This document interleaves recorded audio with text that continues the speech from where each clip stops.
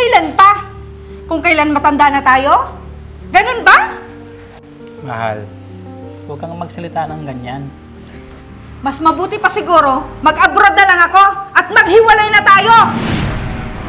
Huwag ka nga magsalita ng ganyan, mahal. May anak tayo. Matagal ko nang pinag-isipan to, JR. Mas makakabuti sa atin ang maghiwalay. Mahal, baka pwede natin ayusin to. Pag-usapan natin.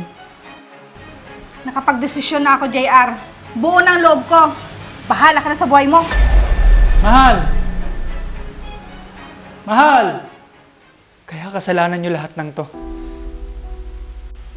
Hindi ko ginusto ang ganitong buhay, Brian.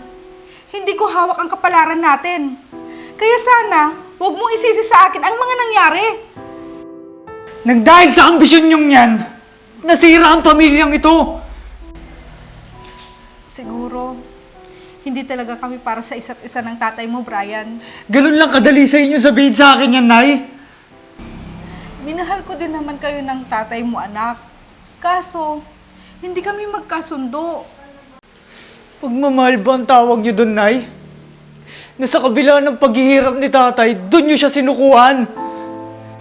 Anong gusto mo? Magsama kami araw-araw? At mag-aaway lagi?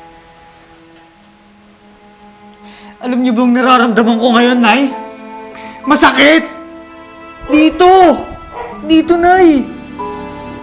Kung kaya ko lang ibalik yung nakaraan na buo pa tayo, gagawin ko yun, Nay. Gagawin ko. Alam mo, Nay, ni minsan hindi tayo pinabayaan ni tatay. Ni minsan hindi niyo tayo hinayaang magutom. Hindi mo ako maintindihan, anak. Talagang hindi, Nay! Hindi! At kahit kailan, hindi na tayo magiging katulad pa ng dati. Brian, anak! Brian!